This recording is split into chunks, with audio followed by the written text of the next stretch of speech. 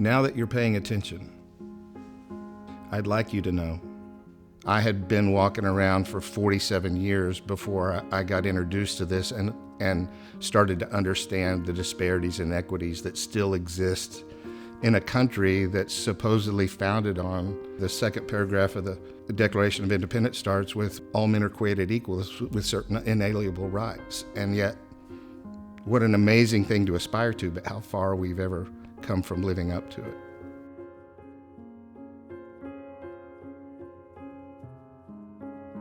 I am the founder and executive director of Bonton Farms.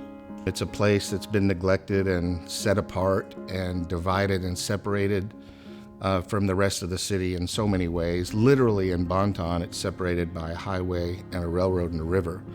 Never really understood the impact that could have on a community and the people that call those places home until I moved to Bonton. But you know, it's I guess most notable now is known as a desert. You know, it's a place where they call it a food desert, they call it an opportunity desert, they call it a job desert. And so it's a place that I think is known for more for what it's without than what it has. You know, half of the men in our neighborhood will go to prison before their 25th birthday. That's not normal, you know. We suffer from more than double the rate of cancer and stroke and heart disease and diabetes and childhood obesity because we're a food desert. That's not normal. And so we've got this system that is stacked against poor and black and brown folks. And I wish that I could say that it wasn't true and I could deny it and tell you that, you know, it's an anomaly and it's not, but it is true and it needs to be dealt with. And it starts, but like everything else, by acknowledging we have a problem. One of the names they call me is the no way guy, because when I came down and they would start telling me things, I would often respond just by this dismay, right? And say, no way, like you gotta be kidding me, that can't be. And still to this day, after being in Bonton 9 years, I often find myself learning something new and just not believing it, you know, and having to find myself saying, no way again. We've worked diligently to create a place where everybody in our city wants to come, and we're inviting people into a community where they have to get uncomfortable to come visit us.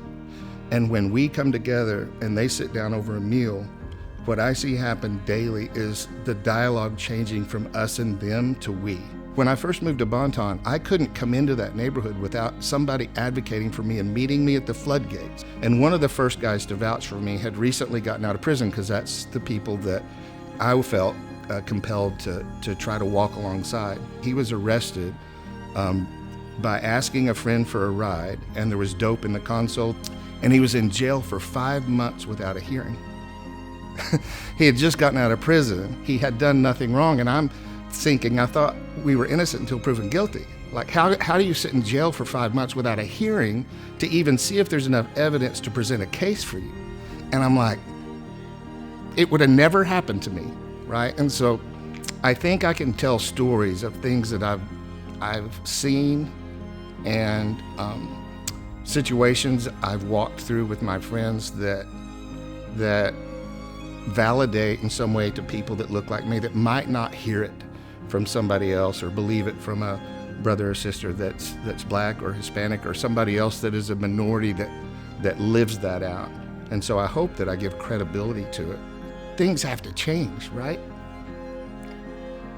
I never will put down what it means to stand up and speak for one another, and I'll never put down the power of voting. But you know, in the history of our country, Republicans and Democrats have shared about the same amount of power in the House and Senate and President, and not much in Bonton's changed. You know, we have 40 food desert communities in Dallas County. In 2010, in the richest country in the history of the world. And I find that unbelievable. But I think we can start by solving these inequitable problems that are solvable without systemic changes. I don't need the government to change those things. We can do that as a community. And to me, that has more power than voting or speaking or anything else, is to stand up and do it ourselves. If our community and communities like ours had the basic things that people need to build a life with, they will. In fact, part of our ethos is we don't do anything that we don't get invited into through relationship. Because I see it happen a lot with probably well-meaning white people that come down and want to fix something. But we can't do it that way. And it's got to be led by the community and bubble up. And our job is just to empower.